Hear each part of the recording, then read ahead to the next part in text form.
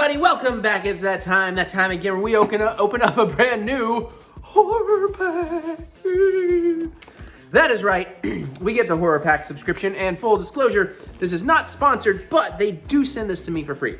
Apparently they enjoy my videos, or perhaps my dumb reviews or whatever, or maybe they just are sadists and like that I give them grief over their package design on occasion. But anyways, I don't know if this, I'm assuming this is gonna be the November box. It might be the October box. I imagine they may have skipped the October box because we had conversations that it was gonna be gone from my honeymoon and all that stuff. And yeah, so anyways, if you don't know, Horror Pack is a monthly subscription box. It's about $25. I think that includes shipping. And I'll have a link and all the details in the description below if you want to find out more. But you get 4 horror movies every month, and one of those is guaranteed to be an exclusive numbered collector's edition that is Horror Pack exclusive, at least at the time of, you can't get it anywhere else at the time of release of this box. Also, if you want to check this box out, you want to get $3 off your order, I have a code. First time I've actually have a custom code. It's Bloody Butts. That's right, because you know I'm weird and that's what I chose. All one word, all caps, BLOODYBUTTS. Bloody Butts gets you $3 off. There's also more of that link down there. So typically I have a bunch of these movies, but even if I have them, it gives me a chance to rewatch them and review them. And that's how we do it now. Obviously, I'm going to open these up, I'm going to read you and show you the box, and then I'm going to watch them, and I'm going to give you my late night, likely drunken thoughts, and try to rope Mary into watching at least one of them every month. So, yeah, Mary's over there having dinner. She said, good luck. So I am going to take this out of the box. I'm careful avoiding my home address, because I just let them send it to me, because I don't want to go to my P.O. box for it. And it comes wrapped like this, and of course, I always check the spine, just so I can make sure I pull these out in the order I want. I just kind of look for the number on the spine, so I don't really spoil what's in here. And that way I know what order to pull these out. All right, so we got the Blu Ray package. I'm very excited, to finally get back on this and try to get this out more regularly now that we've mostly caught up from the wedding and the honeymoon. She laughs. All right, first movie up we get, oh, okay. I wouldn't mind rewatching this. Annabelle Comes Home. Which one was this? Was this the last one? So I do love all the Conjuring movies. The Annabelle movies are pretty good. The Nun was, I was a little disappointed in The Nun. And Curse of La Llorona was all right. But I recall this one being pretty good because I think there's a good deal more of the Conjuring couple in this one. And honestly, I should have turned up the lights in here because I'm standing in a different place than usual, and this is going to be hard to read. But let's try it. I'm going to put the trailers over my reviews, by the way. No, it's fine, Mary. I got it. No, yeah, you're fine. The perfect mix of fun, thrills, and terror, says Brandon Davis of comicbook.com. Oh, I think I might know him. Anyways, determined to keep Annabelle from wreaking more havoc on innocent victims, demonologists Ed and Lorraine Warren lock the possessed doll in their home's special artifact room, placing her behind sacred glass. But when the doll escapes and awakens the room's evil spirits, she conjures up an unholy night of horror for the Warrens' daughter and her friends as they desperately battle to bring Annabelle's reign of terror to an end. Yeah, I actually recall really liking this one, so it'd be good to give it another rewatch. Special features include deleted scenes, featurettes, the artifact room of the occult, the light and the love, and behind the scenes, the ferryman/demon, and the bloody bride and the werewolf. Lots of spin-off potential in here. 106 minutes, rated R for radical, and good time. All right, what else we got? We got, ooh, I don't know this one. Before the Fire, Fear is Contagious. Okay. Interesting. Dark Sky Films releasing. Let me show you. So actually, they nailed me with one I do not have and have not seen. So that's always a positive. It's a little bit of a rarity for me, but because I have a huge movie collection. We're close to 8,000 physical titles in our collection. I mean, you can see just recent stuff piling up. I haven't even scanned into the app. All right, as a global pandemic engulfs Los Angeles, sounds familiar. Rising TV star Ava Boone is forced to flee the mounting chaos and return to her rural hometown as she struggles to acclimate to a way of life she left behind long ago. Her homecoming attracts a dangerous figure from her past, threatening both her and the family that serves as her only sanctuary. Sorry, I just had dinner. Brimming with tension and paranoia and featuring a tough-as-nails performance from its lead actress, the pre-apocalyptic road movie Before the Fire is a shockingly timely tale of the strength of the human spirit against seemingly insurmountable odds. Special features include deleted scenes in the trailer. It is 91 minutes. No surround. No, it has surround sound. My bad. And seems to be not rated. So, okay. We'll give that a go. That could be interesting. Also, if you like my movie reviews, we tend to always review other movies, more bigger releases in the vlogs, in case you didn't know that, and there's like time codes in there, so if you're curious about that stuff, there you go. All right, one more movie before we hit the special edition, and, oh, okay. Interesting. So I assume this is chapter 1. So we got It. This is great. I love this. This is a good time for me to actually rewatch this. This feels almost like a Halloween box. This might be the October box. I'll look into it. The title will have it figured out. But yeah, It Chapter 1. I like Chapter 2 as well, but It Chapter 1 is a little tighter. Chapter 2 is just bonkers, but that's what I like about it. It will creep you out big time, says Peter Travers of Rolling Stone. Stephen King's horror masterpiece comes to life for a new generation. In Derry, Maine, 7 young friends unite against a terrifying supernatural creature that has been haunting their small town for centuries. Calling itself Pennywise the Dancing Clown, it is a monster of unspeakable power that takes the form of everyone's most horrific fears. Threatened by their worst nightmares, the only way these kids can survive it is together. Bonus content, Pennywise Lives, The Losers Club, author of Fear, and some deleted scenes, 135 minutes, and R-rated. The one problem I have so far with these 3, I don't know that there's anything in here that Mary would handle. She might handle Annabelle. I don't know how she feels about like ghost stories. It's not gory or violent? No? No Mary. Y'all are screwed then. All right, last but not least, we have the special edition, unless I'm wrong and this is something extra. But since they've been these like, lower budget indie underground films, I doubt it. Let's see what we get. We get, oh, this looks kind of cool to me though. It Hatched. Horror Pack Limited Edition Blu Ray, number 77. Oh my God. Are you, Horror Pack, are you trolling me with this package design? Seriously. Does it say insert immature? No, but it could. Wait till you see this. All right, so the front is cool, but of course it's probably the actual key art that the filmmakers created. Look at the back. Look at the back. I mean, like, I can't even properly show it to you because look at just that absolutely completely empty dead space right here. Did somebody forget a photo or what happened? Seriously, like a nice reminiscence of The Stepfather and Madman though. 77 on the spine. Y'all, come on. It's 2022. You could do better. It's not that hard. Oh, goofy horror at its finest. Maybe I get Mary drunk and convince her on this one. Who knows? Oh boy, this is tiny, tiny print too. I mean, you could have at least like just taken the font and done that. I mean, something. A young couple, Peter and Mira, move back to Iceland and purchase an old house with plans to turn it into a bed and breakfast. They come looking for a peaceful life, but after having strange visions, they discover something evil is lurking beneath their basement and haunting them in their dreams while they sleep. Once Mira gives birth to an egg, the couple find themselves in a fight for their very lives. That does sound interesting. 97 minutes, 2022, out of Iceland. Okay, I'm assuming there's going to be subtitles or something, but they don't even tell me that. They don't tell me the language on here. They don't tell me the audio, unless it's just like really, really odd, contrasting printing. But I swear, I mean, I love the Horror Pack folks, but I swear they're doing this to me just because they know it will drive me crazy. Oh, you know what? There kind of is an image in the black, now that I'm like flashlighting it, but oh, Jesus. I mean, you can, let's see if I can, I mean, you can kind of see that little gradation of like a floor there. Maybe there's a kid or somebody sitting in the middle. Wow.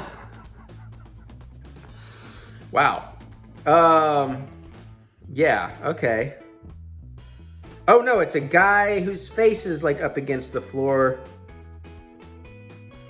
Anyways, yeah, really, seriously though, you aren't even telling me what language it's in or any of that. So that's, still, I think, you know, it doesn't matter that much. Although I do try to remind you that this is for physical collectors, and physical collectors like nice packaging. And sometimes you all have nailed it, but every now and then there's one like this and I'm like, what are you doing?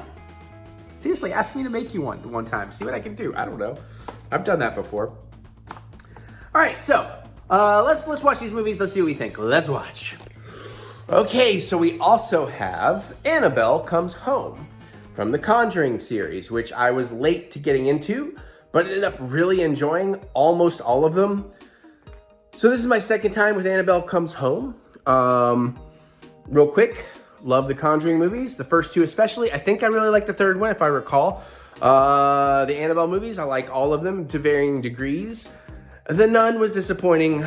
The Curse of La Llorona is not great, but it's okay. And isn't there another spinoff that I think I liked? Anyways, I'm blanking on what that is, if there is one. I would look forward to more spinoffs, and I think this movie makes me want to see a lot more spinoffs. Now, full disclosure, I had to watch this one in a few chunks on my rewatch because I started it too late the first time, kind of fell asleep. I had a lot of wine, tried to finish the rest, kind of fell asleep, had to rewind.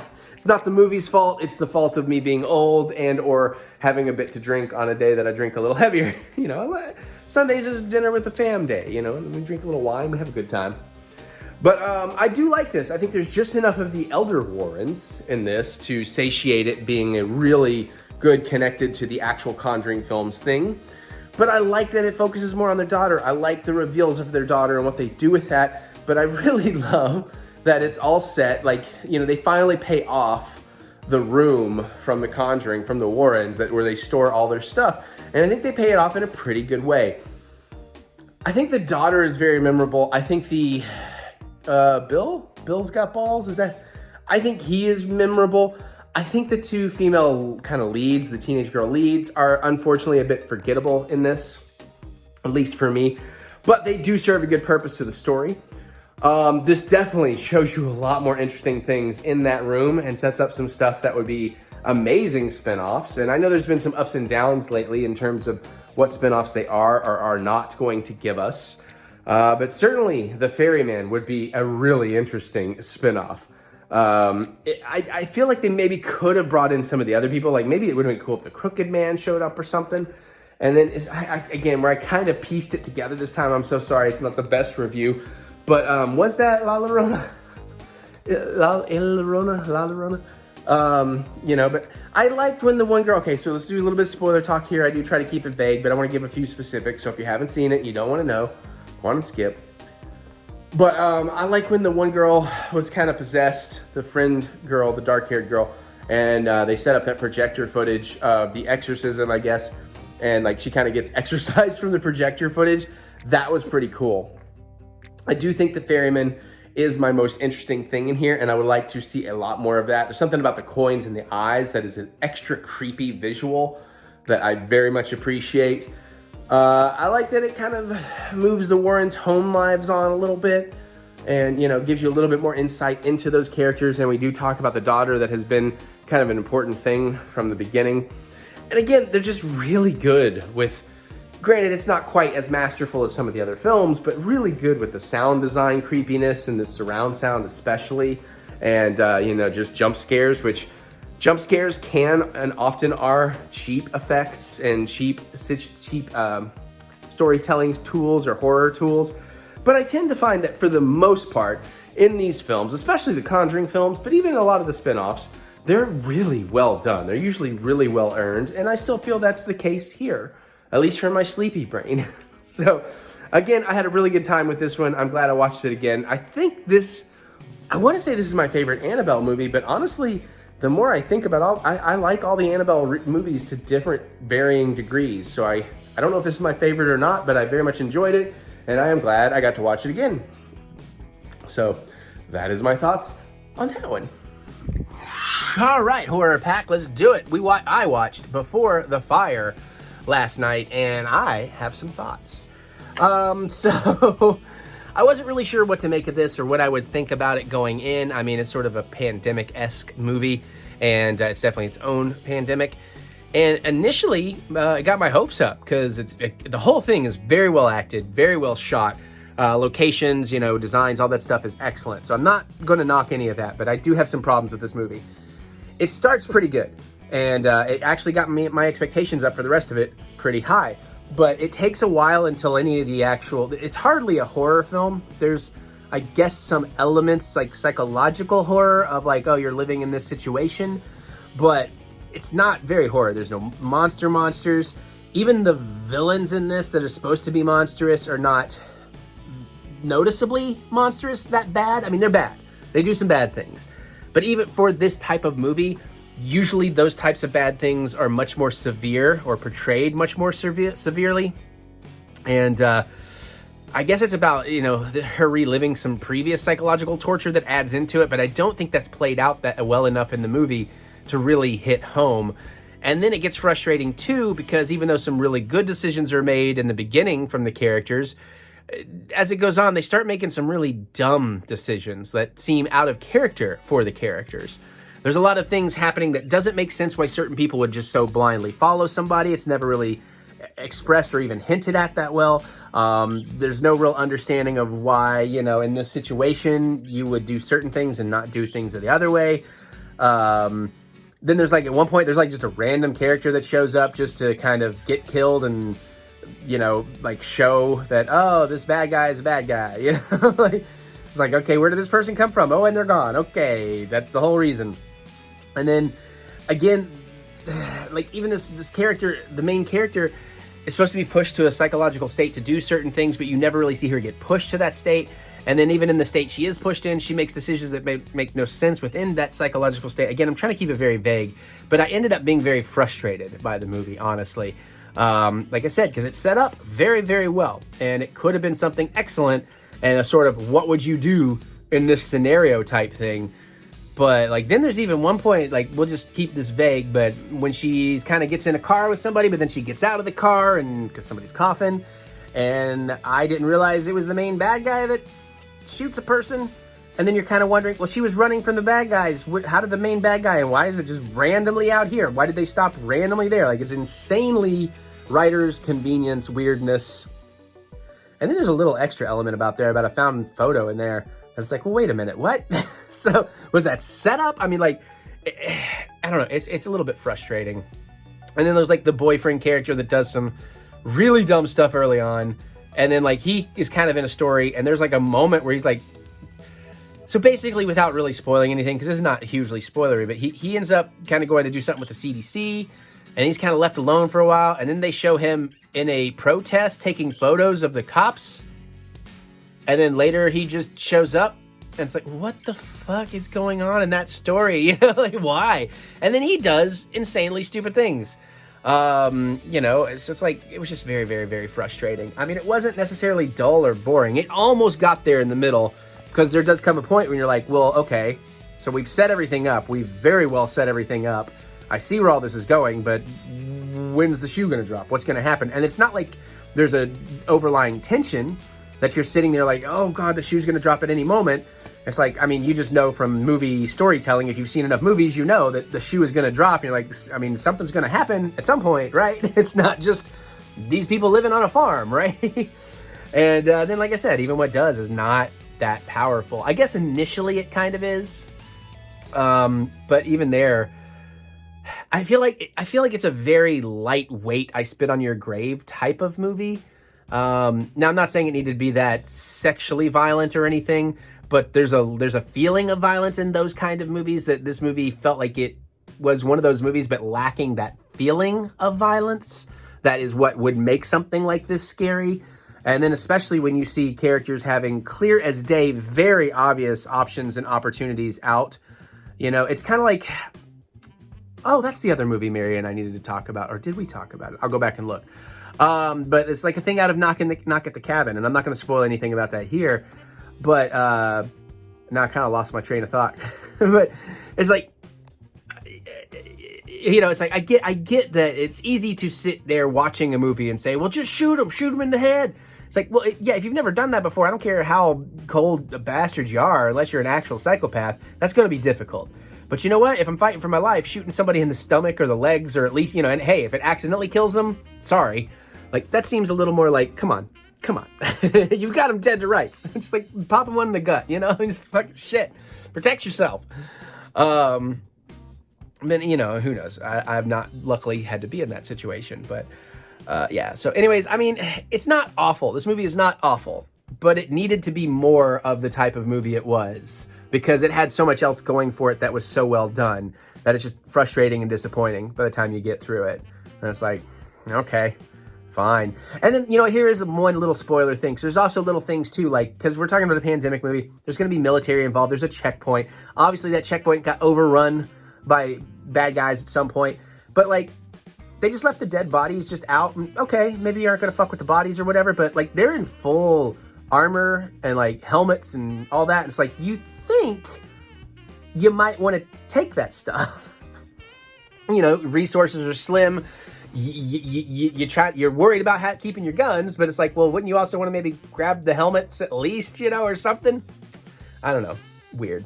All right, anyways, that's my thoughts on Before the Fire. So, It, Chapter 1. Okay, real quick, first off, I know this is the November horror pack, and it's coming out in March. I'm so sorry. Making all the new music. Really, I barely watched a movie at all through January or February, but I'm finally trying to get back to it and get caught up. I'm so sorry. Thank you, horror pack. I'm glad like you aren't expecting anything. You just enjoy the videos. So let's get to it. So It Chapter 1, of course, I've seen at least 2 times, maybe 3 times. So this is either my 3rd or 4th watch. So I'm coming at you with a review from that perspective. And I'm not gonna lie, I was kind of watching on my iPad and I was making a whole bunch of boiled eggs while I did it, because I am very familiar with the movie. It stuck with me. I remember most of it. But you know what? It's still really, really good. I would say by the 3rd or 4th viewing, I'm having an issue or 2. Also with how Mary did that. Oh, I see what happened. Okay. No, we good. Not a big deal. But super minor. It's not a bothersome thing. It's just a thing I'm starting to notice the more I've seen this movie. The creepy stuff, the jump scares, all that stuff still works really, really well. The characterizations work really, really well. And it's a little bit long, but it doesn't necessarily feel long because it does move at an amazing pace. And it did make me want to go watch part 2, though I don't really have the time to do that between Oscar watching, getting ready for the new Scream, trying to catch up on horror packs this week, and also getting ready to start EP number 2. But I do really enjoy the hell out of this. I think they did a great job with who they cast and the roles and the way they have them. Also had about almost 2 bottles of wine at this point, just FYI. But Pennywise, of course, is fantastic. Incredibly well done here. Creepy as hell. I love some of the stuff like with the eyes in the sewer in the beginning. The music is amazing. The effects are incredible. I would say some of it is story structure that, again, is minor nitpick, but also at the same time, I don't know that I think this is bad or that I actually dislike it. I just noticed it more, which is we do go through a section of this where it becomes kind of vignettes. It becomes stories, like a thing for each character facing their own fears. And I think at first I kind of noticed it and I'm like, that's standing out more. But now on kind of rewatching it, I'm like, well, but I kind of like it. It kind of works. I kind of like that it's not your traditional filmmaking structure. We don't have to stick to that. Film could be as different and unique in the way it tells its stories as, books are. So I do quite appreciate that. I kind of forgot you don't meet any of the adult versions of anybody in this. So, that's kind of cool. I do like the bolt gun. I think that's pretty insane and intense. You definitely feel the Stephen King isms in this much more than you do in the Tim Curry version, which, again, listen, the Tim Curry version is not great, but it's a victim of its time and its release on TV and all that. For that, it is great, in its time, in its budget, in the TV thing, but not necessarily by today's standards at all. But of course, you can say that about a lot of old movies. But of course, Tim Curry and John Ritter, super amazing in that original, but this version is just so much more. And man, that bully is psycho, which is kind of interesting. I really love too, because it was the first time I ever saw it in movies, and it's still very effective, that when they do the Pennywise thing and like his head, the whole thing is shaking, but they do that thing where they motion track the head so the head stays perfectly centered with the camera and the world around him is shaking as he runs up on people. Really, really nice. I love they weren't afraid to actually do the violence towards children, because, honestly, in real life, that's horrifying. It's terrible. And in the movies, it's horrifying and terrible. But I do appreciate that they actually did it. You know, they didn't shy away from it. They actually gave me some horror in a horror movie, especially one that was meant to be a bit more mainstream as far as horror goes. Obviously, we aren't talking anything about Art the Clown here. I think even Pennywise would look at Art the Clown like, bro, calm down. I kind of want to see that now. Has there been any, like, I'm sure somebody's done mashup art, but I was like, I could use a shirt punch shirt that's like Pennywise versus Art. You know, Art puppeteering a Pennywise corpse. Jesus. Now, again, I love the interpretation of Pennywise here, too, as he is, you know, as we learn, spoilers. Spoilers, seriously, spoilers. If you haven't seen it, I'm going to drop spoilers here. Click on, use that time code down there. That maybe I do, I don't know. But I love that he is the shapeshifter. It's not just Pennywise, that is one of his versions, and he is these other creepy things. And even the way, like, he moves, like, at one point when he kind of falls down on his face and somebody, and, like, the eyes roll back in his head, and he moves like a snake, but he's still in the Pennywise body, as if that's just a puppet on a finger of a greater creature. Pretty fantastic. And, of course, I've always loved the concept, and it's definitely better done here, that, you know, he loses power when you stop being afraid of him. So, really enjoyed it. I'm sorry it took me forever. I think I put it off just because it's like, there's so many things I want to be doing and need to be doing, and I don't hate that movie. I'm not wanting to rewatch that movie, but it's like, I know that movie. And Mary's like, you could just review it from that. I'm like, no, I have to review whatever experience when they send it to me. That's what makes the Horror Pack reviews the Horror Pack reviews. So that's what I'm doing. But anyways, that's my thought on It Chapter 1. It's a great time. It was a great time the first time. It was a great time the second time. Now I've seen part 2. It's a great time the third time or fourth time, whatever time I'm on. So thank you, Horror Pack.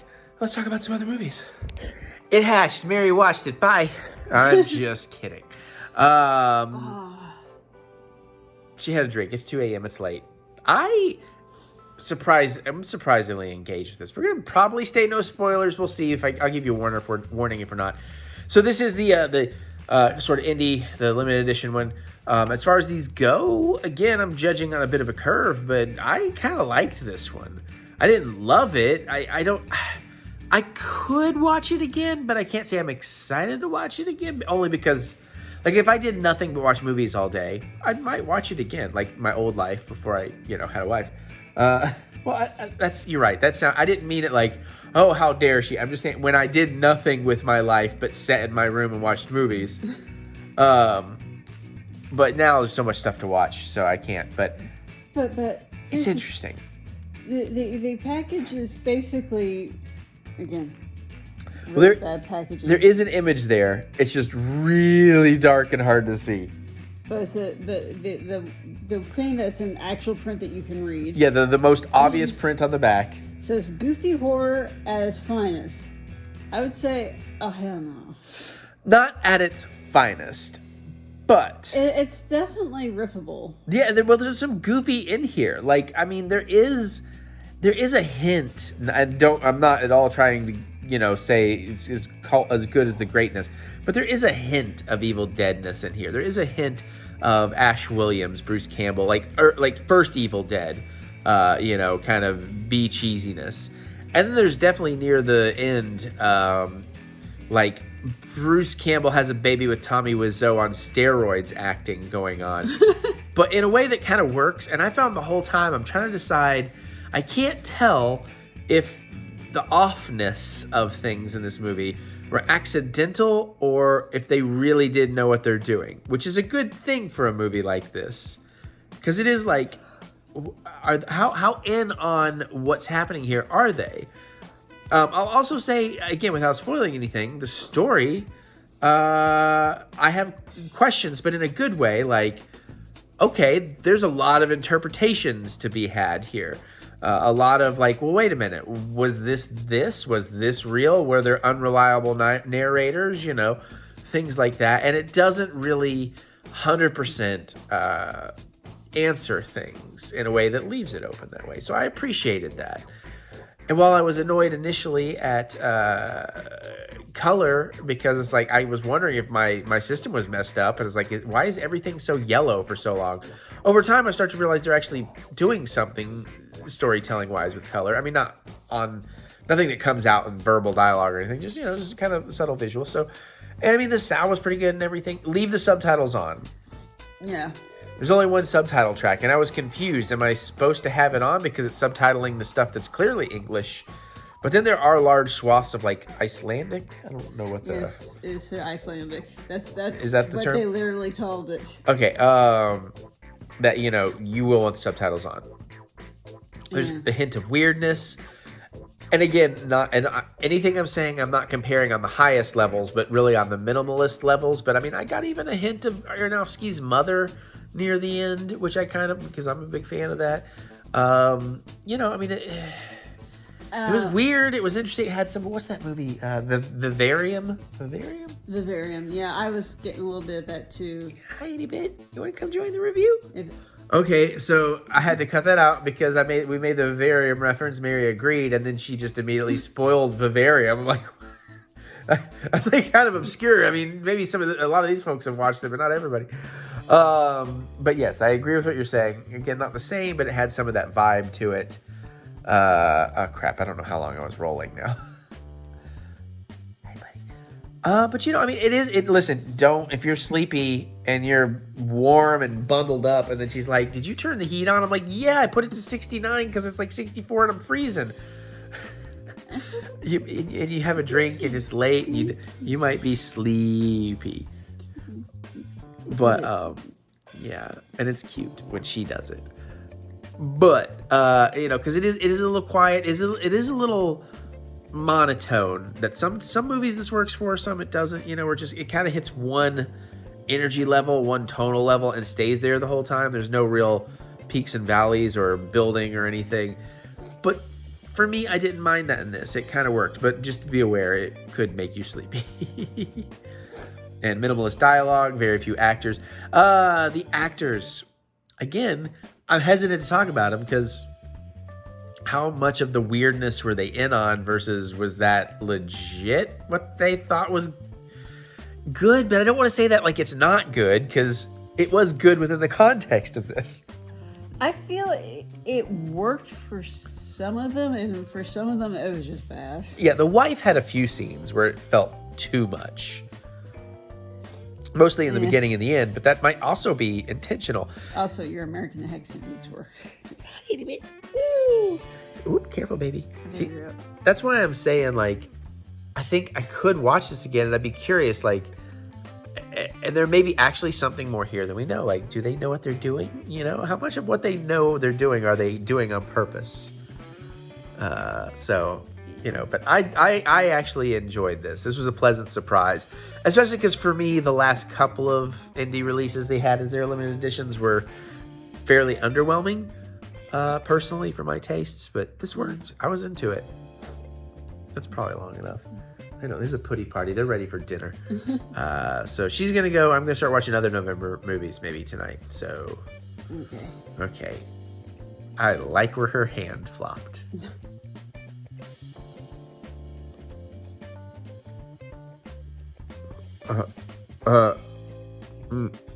Geez. Also, I appreciated at times there were some very Italian 70s horror filmy moments and tropes. And there you have it. I have only seen 2 of these. Of course, I'm filming this before I've gone off and watched the movies. So I've only seen these 2, but of course, of these 2, this is the winner. It is likely to be the best movie in the box here, but we will see. I always give everything a fair shake. And, of course, watch and try to judge a movie for what it's trying to be, not what I expect it to be. I don't always succeed at that, but I do try.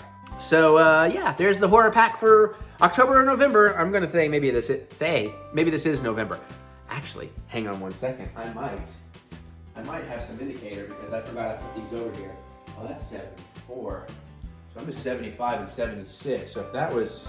Oh, wait, July, August, so September, October. Yeah, so they must have skipped September, October because I was telling them. So this is the November box. Anyway, let me know. Have you seen these films? What do you think? What do you think of the special edition art? What's been some of the favorite things you've gotten out of Horror Pack? Like, they've sent some great stuff. That's where I got my physical copy of The Sadness, which is still in my top 10. I think it's still in my top 5 of the year, but we'll see. It might actually have clicked down to 6 because there's been some great stuff lately. But yeah, so let me hear your thoughts on Horror Pack. Can't wait to hear what you have to say. You can also get a DVD version, apparently.